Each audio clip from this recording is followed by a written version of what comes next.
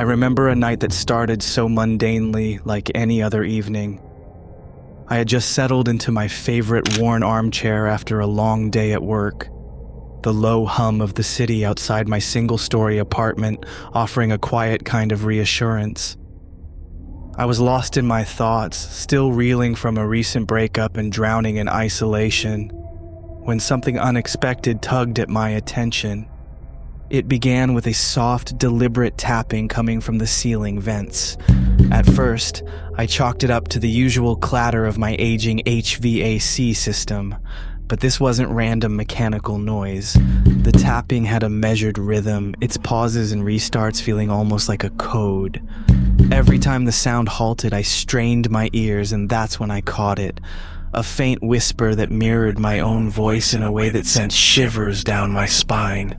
I tried to dismiss it as stress or my overactive imagination, but even as I sipped lukewarm tea and flipped through the pages of an old book, I couldn't shake the growing unease. Night after night, the tapping persisted. Initially, fatigue let me ignore it, but as my sleeplessness worsened, so did my anxiety. Lying in bed, heart pounding, I listened to the uneasy duet of taps and whispers. They sometimes merged into fragments of a sentence, a soft, repeated, "Are you listening?" So eerily directed that I couldn't simply pretend it wasn't happening. I kept trying to convince myself it was the wind or the creaks of an old building, but deep down something felt off. One particularly cold, biting evening, the sound seemed more insistent than ever. The tapping had grown louder, erratic, as if desperate to be understood, and the whisper came through more clearly, a near-perfect echo of my own voice, repeating that same unnerving question, "Are you listening?" That night, something inside me snapped. Clutching a pair of pliers and a screwdriver from my toolbox with trembling resolve, I decided I would finally confront the source of this mystery. With the quiet of the night wrapping me in a tense embrace, I crept along the hall toward the vent. The metal grate was slick and icy against my fingertips as I unscrewed it, every creak of the old floor magnifying my apprehension. When I finally lifted the grate, what I saw was enough to chill me to the bone. Deep scratch marks gouged into the metal, and lying nearby, a single fresh fingernail that wasn't mine. It was too clean, too deliberate, more like a calling card than a piece of debris. In the days that followed, I became a captive to the mystery. The tapping resumed nightly, accompanied by the ghostly whisper that occasionally morphed from a single syllable into what sounded like fragments of sentences. A plea, a warning. Sleep became a distant memory, and every dark corner of my apartment doubled as a potential hideaway for whoever or whatever had left those marks. Desperation set in, and my thoughts turned to action. I set up a small notebook, desperately jotting down the timing, rhythm, and tone of every tap and whisper. It was as if an uninvited presence was carefully studying me, its sounds a map of my every vulnerability. One night, driven by equal parts dread and determination, I mounted discreet cameras near the vent. I reviewed the footage over and over, searching for a clue. Then one grainy recording changed everything. In the muted shadows, I saw a dirty, unkempt figure stepping away from my building, clutching a set of keys. The figure was unmistakably human, yet what frightened me most was that I'd never seen him enter my apartment. It was as if he had existed in the very walls, hidden in plain sight, only emerging when it was time to leave. The sight left me shaken and filled me with questions. Had I welcomed him into my home without even knowing it? The more I thought about it, the more I began to feel not only invaded but also betrayed by my own loneliness. Each tapping sound seemed to echo my hidden vulnerability, as if this stranger knew the precise language of my despair. I reached out to the building manager and even contacted the police several times, but without more than the scratch marks, that lonely fingernail, and my own recordings as evidence, nothing could be proven. Late at night, I would stare into the dark window and sometimes catch a glimpse of another figure behind me. A man with a grimy face and eyes full of secrets, only for him to vanish as quickly as he appeared. The tension built steadily until one final night altered everything again. I had barricaded myself in with my camera set up and a heavy dose of resolve. The air in the apartment was damp and carried the faint, earthy tang of approaching rain. Near 2 a.m., as I huddled under thin covers, the tapping resumed, this time louder and more frantic, like a countdown echoing in the cavernous silence. Heart pounding hard enough to drown out my thoughts. I heard the whisper louder and undeniably clear, "I am here." That was all the courage I needed. I bolted from my seat and rushed to the vent. With hands that wouldn't stop shaking, I removed the metal cover completely. Behind it lay a much larger, dark passage than before. Aside from the jagged scratch marks and that solitary nail, my eyes caught sight of deeper, deliberate gouges along the inner walls of the vent, as if carved by claws intent on leaving a trail, a breadcrumb path leading into the heart of my home. In that dreadful moment, a sick realization dawned on me. This wasn't a random act of vandalism or a simple burglary. Somehow, someone had chosen to use the hidden network of vents to infiltrate my life, turning my private sanctuary into a stage for their malevolent game.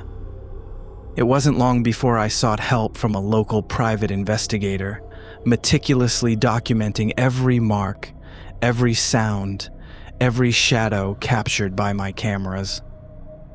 The investigator's conclusion was as chilling as the evidence itself. This intruder had been silently living within the building for weeks, maybe even months. The vents were his secret corridors, allowing him to move unnoticed, to listen, observe, and make his presence known only when it suited him. After that final incident, the disturbances eventually ceased. The building manager upgraded security and sealed off the vents, but I was never the same again. The lingering fear remains with me. Every quiet night now carries a weight of potential danger, every soft creak a reminder of that unseen presence. I live with the constant anxiety of wondering if at any moment the tapping could resume, and that whisper, my own voice echoing back at me, would once again shatter the silence. Sometimes when the night feels especially still, I swear I can hear it. A gentle tapping in the distance or the rustle of footsteps just beyond sight. And sometimes, when I catch a glimpse of a shadow flickering in the corner of my eye, I wonder whether that grimy stranger is still out there, lurking in the very spaces I once thought were safe. In sharing this, I'm not just recounting an intrusion.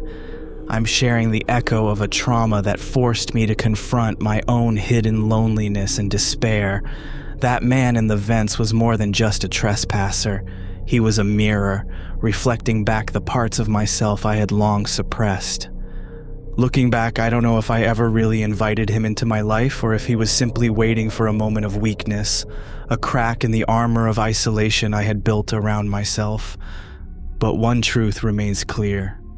Sometimes the scariest monsters are the ones that creep out from the familiar, turning safe spaces into haunting reminders of our own vulnerabilities.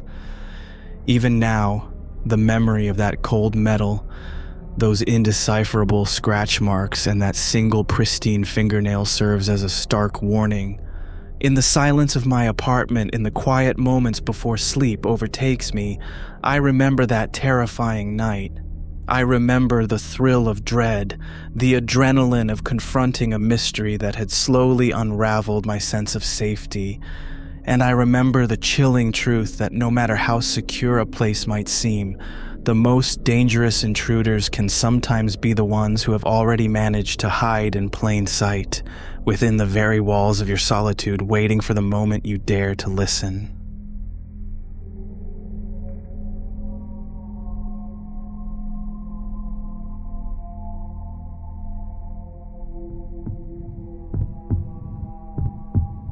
I remember it all so vividly, the long, restless nights when every shadow seemed to hide something unspeakable.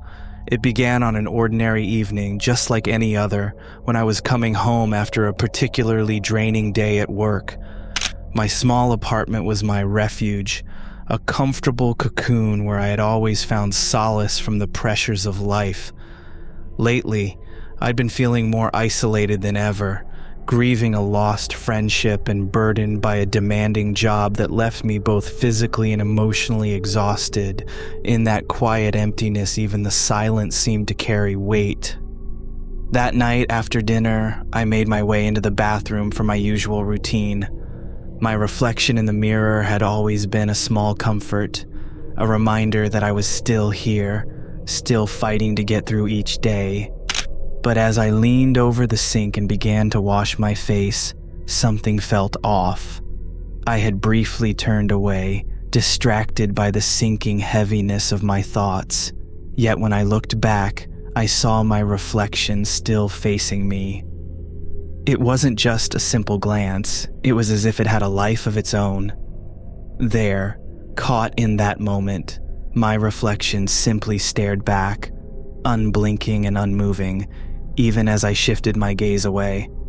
That unsettling image lodged itself deep inside me, a persistent presence in the back of my mind. In the days that followed, every time I caught a glimpse of the mirror, my heart would flutter with inexplicable dread. I tried to convince myself that it was only stress and loneliness playing tricks on me, a trick of my anxious mind, but the memory of that steady, unyielding stare refused to fade. Then came the next night, which proved even more disconcerting. I was lying in bed, caught in a fitful sleep, haunted by the feeling of being watched, when a soft creak stirred me awake. Half conscious and confused, I followed the sound to the bathroom. In the dim glow of a lone night lamp, I found myself face to face with the mirror once again.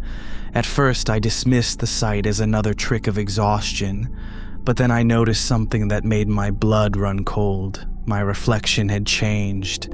No longer was it simply staring. It now seemed to be inspecting me with intense, unnerving intent. For a moment, I could swear I saw the faint outline of a hand pressed against the glass, as if someone or something was trying to break through. My heart pounded loudly in my ears, and I reached out almost instinctively in a desperate bid to end the strange hold that this vision seemed to have over me. The following morning, my hands trembled as I cleaned the mirror, trying to wipe away the smudged fingerprints that had appeared overnight. They were dark and greasy, arranged in a pattern that reminded me of fingernails scraping against glass. I strove to rationalize it away as nothing more than a quirk of steam and my own clumsy touch. But every time I glanced at the mirror, those markings seemed to whisper that something was terribly wrong. At work, every reflective surface, a gleaming computer screen, a window catching the sunlight, seemed to echo that eerie encounter. I couldn't focus, and an unsettling feeling crept over me every time I caught my own eyes in the glass. When I got home, I began to wonder if fatigue or solitude was distorting my perception. I started to document every odd detail, scribbling down unexpected occurrences in a notepad kept by the door, and even setting up a small camera to record the hallway outside my apartment. I was determined to catch proof, convinced that maybe someone or something was lurking just out of sight. In the weeks that followed, the strange disturbances grew bolder. It wasn't just the mirror anymore. Little things around the apartment began to shift ever so subtly.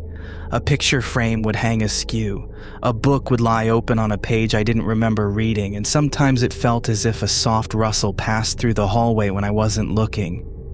The sensation was palpable, an ever-present weight of vulnerability, much like the disquiet that had first overtaken me at the sight of that unyielding reflection.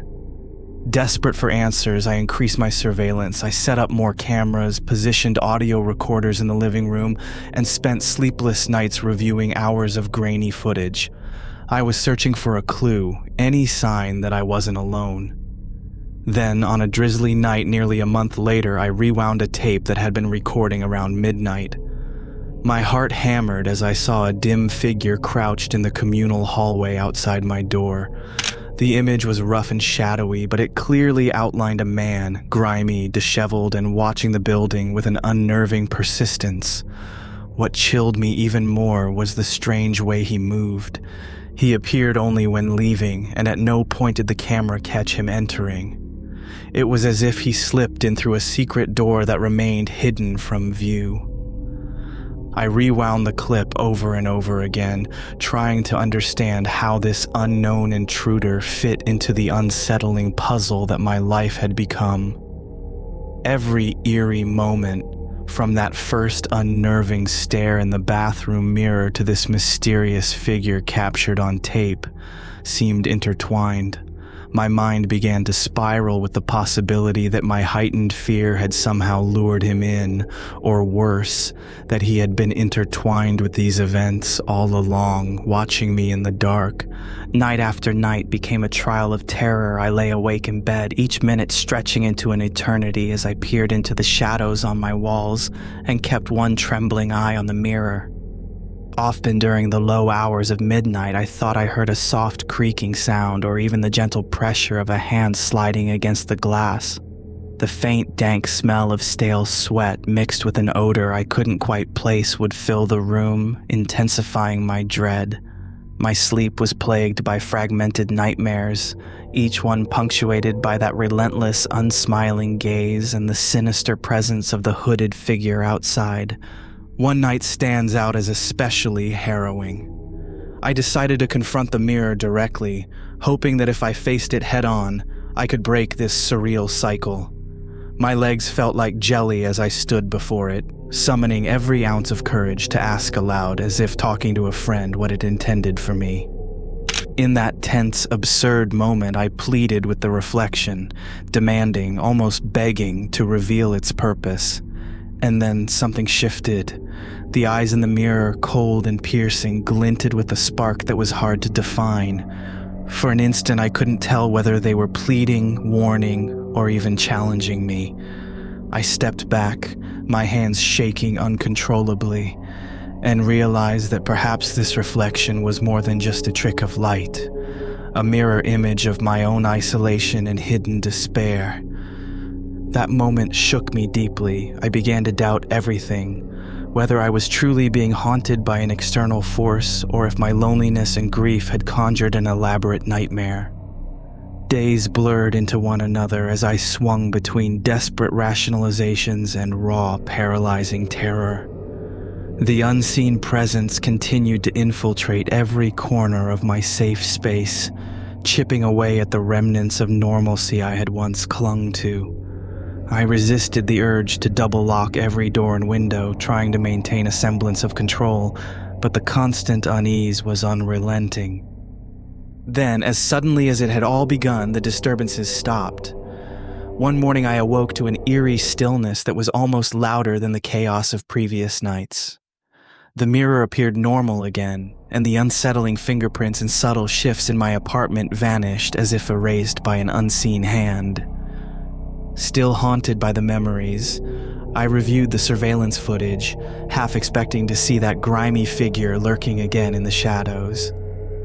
The only remaining evidence was a solitary clip of him leaving the building, a final, inexplicable jolt in a chain of events that had shattered my sense of security. In the following days, an oppressive silence settled over everything, even more chilling than the disturbances themselves. I spent hours poring over recordings, jotting frantic notes, and discussing what I had witnessed with a friend who tried his best to explain it away with logic. Yet deep inside, I was forever altered.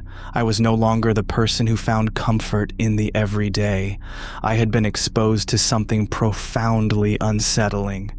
And despite my efforts to regain normalcy, a part of me had been irreversibly changed.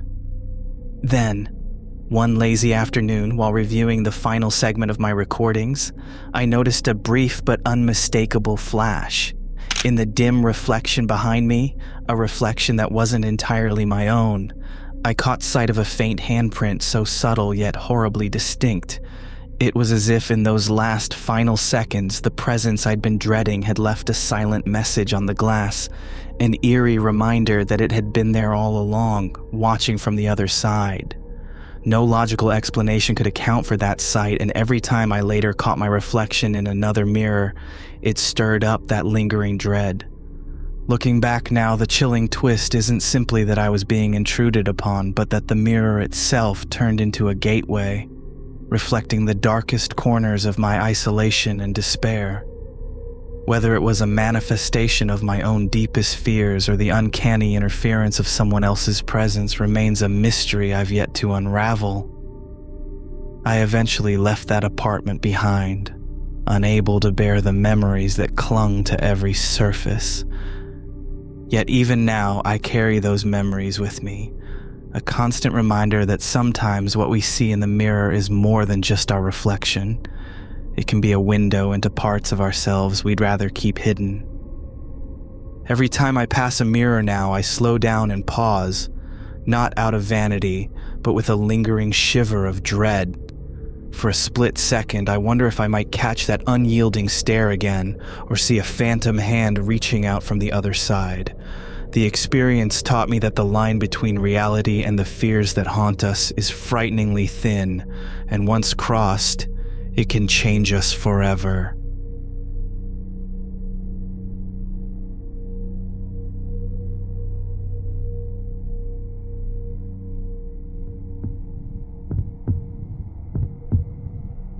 I never thought a lazy Saturday evening would spiral into one of the strangest, most unnerving periods of my life.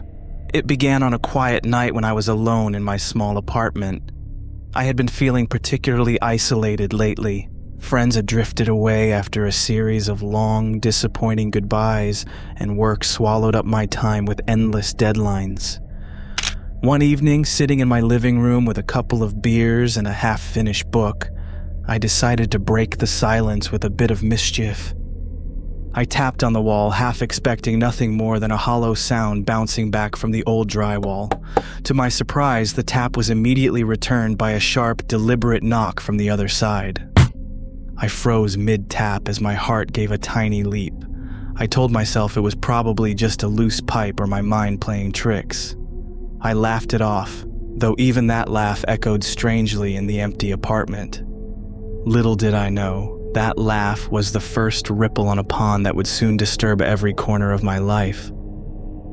That night, as I lay in bed trying to sleep off a gnawing unease, I swore something was off. Amid the dead silence, the ticking of the clock, and the distant hum of traffic, a soft, deliberate rapping reverberated through the walls. It was as though someone was carefully pacing the perimeter of my room, seeking me out. I pulled the covers over my head and tried to convince myself that I was just exhausted from the day. The real horror began the next evening. I'd spent the day curled up with my journal, struggling with a fresh bout of loneliness and anxiety, when I heard a new, persistent tapping. This wasn't an isolated knock. It was as if the sound had learned my routine. While I moved around my apartment preparing dinner, the tapping seemed to follow me, from the kitchen to the hallway, trailing off as I reached the living room. The cadence was uneven but unmistakable. It wasn't random. As I chopped vegetables in the kitchen, listening to the knife tapping on the cutting board, the low, muffled knocks reached my ears again. A chill ran down my spine.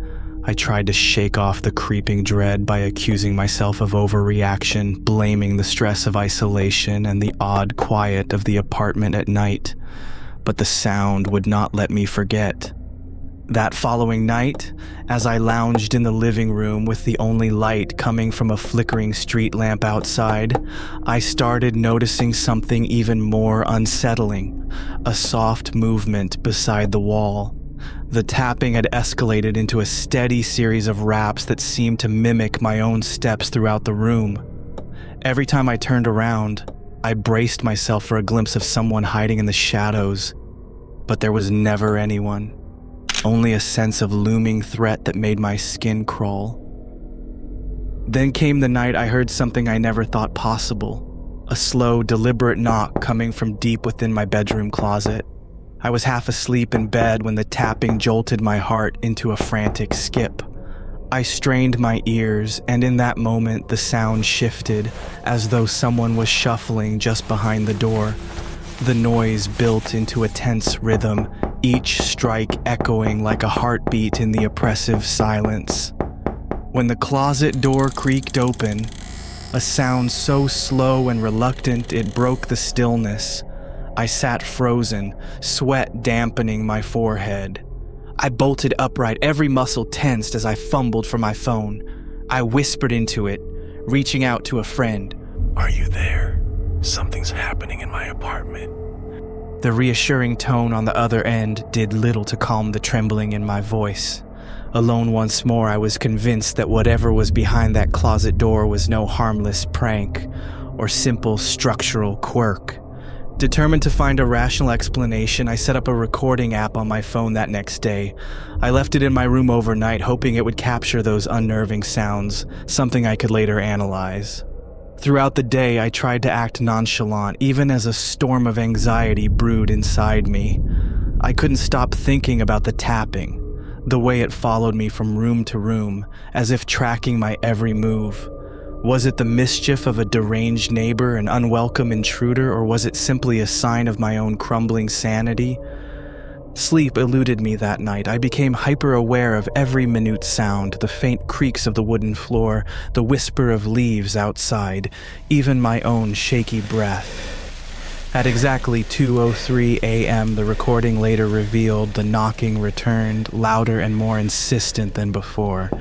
It wasn't confined to one wall, it resonated in every crevice of the apartment. In that moment, it felt terrifyingly clear someone was inside my home. Panic gripped me as my heart turned to ice.